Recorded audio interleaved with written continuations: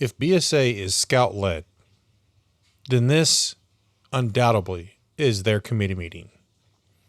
Today we're going to be talking about the PLC.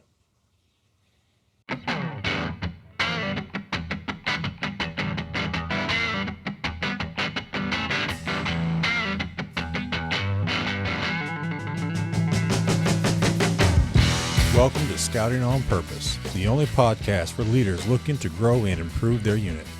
I'm your host, Mark Cherry, and I am passionate about the scouting program. And in my 10 years, I have learned a few tips and strategies that, when used, will improve your unit, because a quality program is no accident.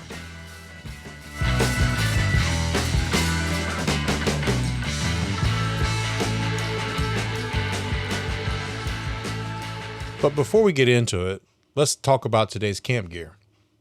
Today's camp gear is both a necessity and a curse, and that is the headlamp. I'm talking about a curse as in every scout, when they want to come talk to you, always has that headlamp facing straight into your eyes. So scouts, it needs to face the ground. But it is also a necessity, and I think for obvious reasons. Now, I subscribe to the camp of let your eyes adjust and only use a headlamp or a flashlight when necessary. But they are a necessity. So my recommendation is to have a headlamp with 2 brightness settings. One for the trail and one for while you're digging around in your tent. But they should also have a red lamp setting. Now, red lamp setting is really good for when you're in your tent and you just woke up and have to rise for that unforeseen situation and you got to open your tent. Well, the red lamp isn't going to blast your eyes as much. So 2 brightness settings at a red lamp. Now, here's where we're going to start a controversy. I personally do not like my headlamps to be rechargeable. I want them to have batteries, preferably the same batteries that my flashlight uses, and that is AAA. Why? Well, if I didn't charge it, if I didn't stay on top of that at home, then whenever I go camping, my battery may be out before the end of the camp out. But with batteries, all I got to do is keep a fresh set of batteries in my backpack, or in my case, my chuck box, and throw the fresh set of batteries in, rock and roll. Now, if yours has both rechargeable and battery, well, more power to you. I got a couple of them that I'll post down in the description. One is my favorite, and the other one is just one I normally see a lot of people use. But today we're going to talk about the PLC, or that is the Patrol Leaders Council. So what is the Patrol Leaders Council? Well, the Patrol Leaders Council is where you plan the activities over the next month. That is the troop meeting, that's the camp out, that is all the stuff. What scout skills are we going to be working on? What rank requirements are we going to work on? What games are we going to do to practice our new skills that we just learned, or just to have fun? What activity is happening? Are we going camping? Are we going to go to a overnight camping in NASA? Are we going to go to a museum? Those are the things that happen at the PLC. It gives a reason to the why. Why be a patrol leader? Why be senior patrol leader? It's more than just being in front. It's more than just being the leader. It's also about having a voice in the PLC. Otherwise, it's one person decides everything, and well, what fun is that? I didn't enjoy this camp out. It's their fault. Or it's, I want to have a voice in what happens next month, so I'm going to go for patrol leader. So who sits on the PLC? Well, by name, the Patrol Leaders Council, obviously the patrol leaders are on there. If the patrol leader can't make the meeting, then he would send his assistant in there. The scribe is also at the PLC. It is so that they can write down the minutes or take any notes that need to be made. This is where we're going to be going. This is what we're doing. They write it all down. And then, of course, the senior patrol leader. They're running the meeting. They organize, they run, they keep it on track. They're practicing their meeting management skills. And then the scoutmaster is there. The scoutmaster is only there to offer guidance and mentorship and to put a kibosh on something that is not going to be safe. For example, BSA troops, they're not allowed to go whitewater rafting. So the scoutmaster would be there to say, you can't do that. Or let's figure something else out. I don't think we're going to be able to do that. The scouts can decide that we're going to go to Alaska and go on a 2-week camping trip.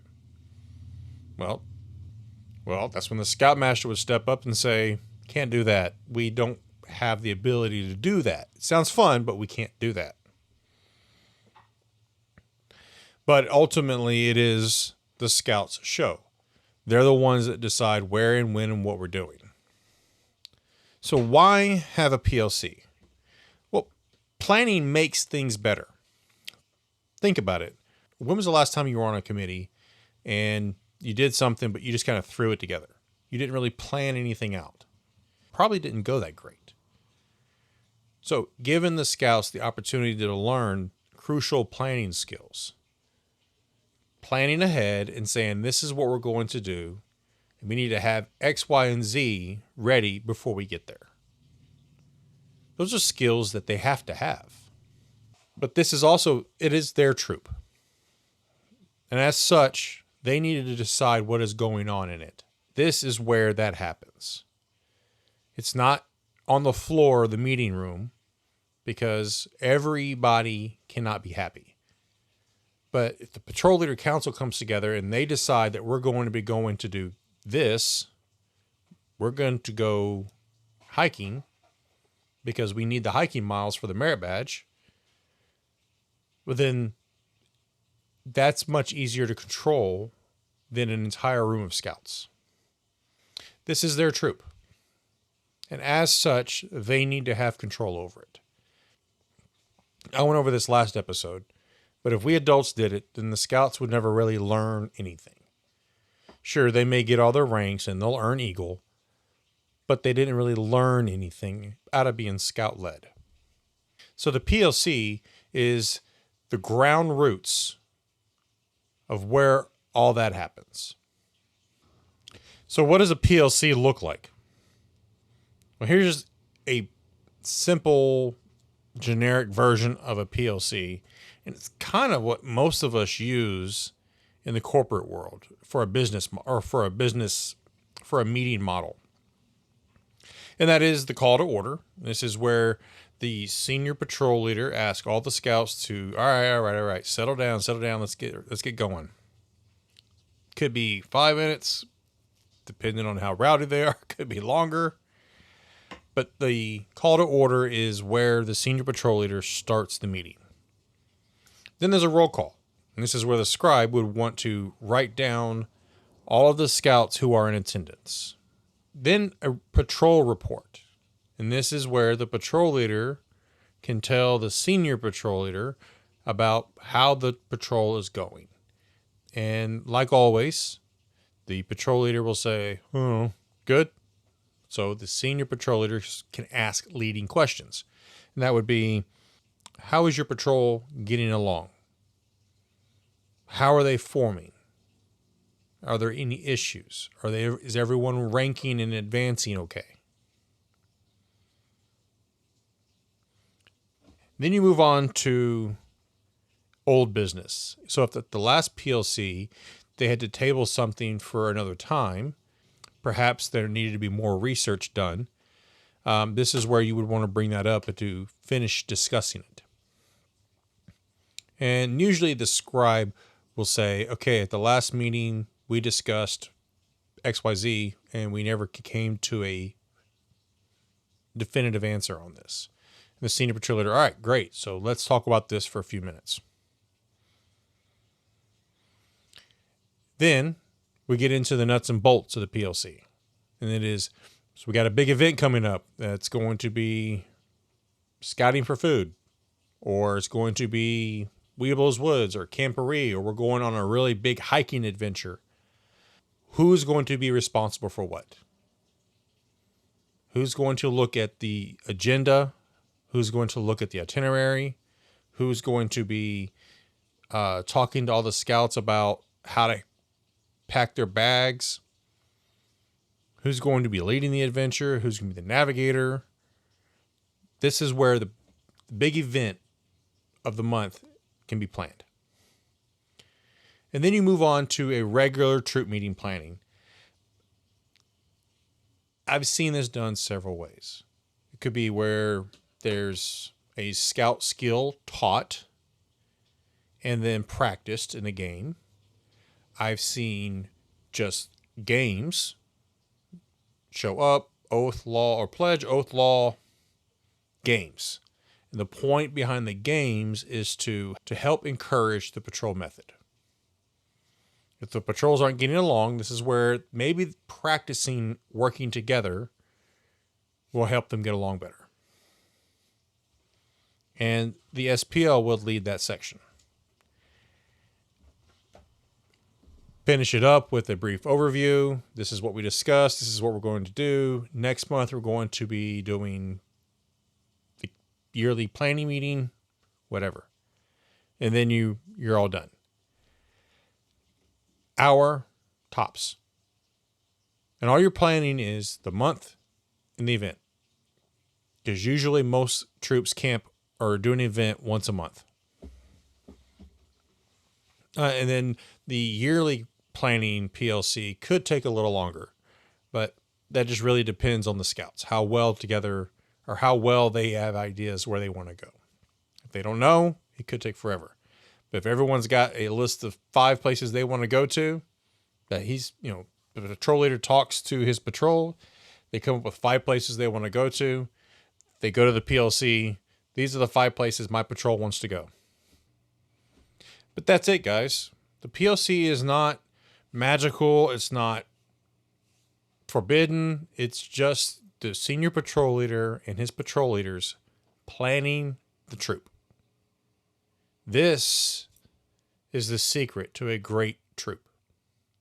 This is the purpose behind a successful troop. This isn't a hard thing. For some, it may be new. And for you scoutmasters that are like, we should start using this. Expect it to fall on its face the first couple of times. Because it's all new. The scouts don't really have a good idea of what it is that they're trying to do.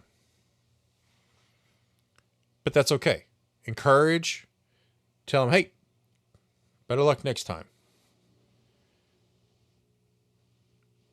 These are the areas that we could work on. These are the areas that went great.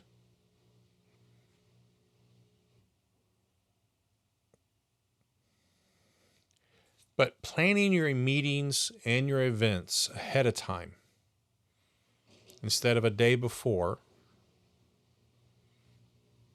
is what's going to make your troop successful. That's what's going to make the other units or the other scouts want to join your unit because they do cool things. But before we head off into the dad jokes, I want to give you an example. My unit did not use a PLC in the way that I was explaining today. They met PLC as a post-camp out debrief. And it was up to the SPL to plan everything. And it was okay. There was a couple of SPLs that did a fantastic job. There was a couple of them that did not do a fantastic job. But that's to be expected. But I realized something. That they don't know what they don't know. They don't know we're not using the PLC correctly. They think that's exactly what it's supposed to be. So I sat down and had a PLC and I told them, I need you to plan the next year's activities. And they did. And we're going to be going to NASA. We're going to be going to a park to canoe, all because I told them, this is your show. They wanted to go on a canoe trip. So we planned a canoe trip. They'd never been canoeing before. The troop's never been canoeing before. We did other different activities. This past weekend was our canoe trip. 6 miles. Not a lot by some standards, but for this troop it was a lot. Because they've got bigger things in mind. They want to go on a canoeing, camping, overnight trip. Saturday evening when we got off the river, every scout was smiling. And we were only on the water for 6 hours. They had the time of their life. They did not realize that their muscles were sore. They didn't realize that their butt was sore from sitting in the canoe. It was awesome. They want to do it again. So that's just a little example of it is their program. And maybe your troop doesn't know what it doesn't know. Maybe your scouts aren't having fun because they don't know what doors are open for them. Maybe your council has a fantastic shooting sports.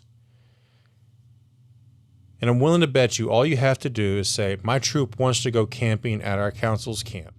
What do we got to do to get the rifle range opened up? What do we got to do to get the shotgun range opened up? Maybe the shooting instructor can teach the shotgun merit badge to the entire troop. But whether or not we do it is entirely up to the scouts. Giving them full ownership of what's going to happen is a surefire way to make sure that they have fun. Because if they have a say in it, they have ownership of what's happening. So now it's time for everyone's favorite section of the episode, the dad jokes. How do you make 7 even? You take away the S.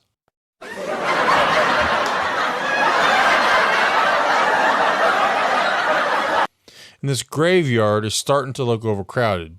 People must be dying to get in.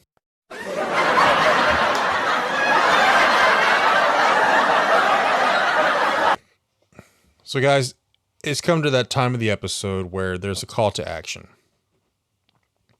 We are only sitting at 42 subscribers, and I would like to see that number get up into the hundreds. And there's only so much that I can do on my end. We're out there. We're on Instagram, Facebook. We got a website. I'm trying my best to advertise as thrifty as possible. So I need your help. Tell your friends, your fellow den leaders, your fellow scoutmasters, tell your committee chair, tell your people in your district that there's this podcast that you just enjoy listening to, whether you receive good information from it or not, which I hope you are. But I need you to help spread the word. So please go out and let people know about the podcast. So before we let you go, let me hit you with some deep thoughts. Actors only pretend to work. And your alarm is technically the theme song that starts every episode. So guys, as always, go out, have fun, and don't forget to scout on purpose.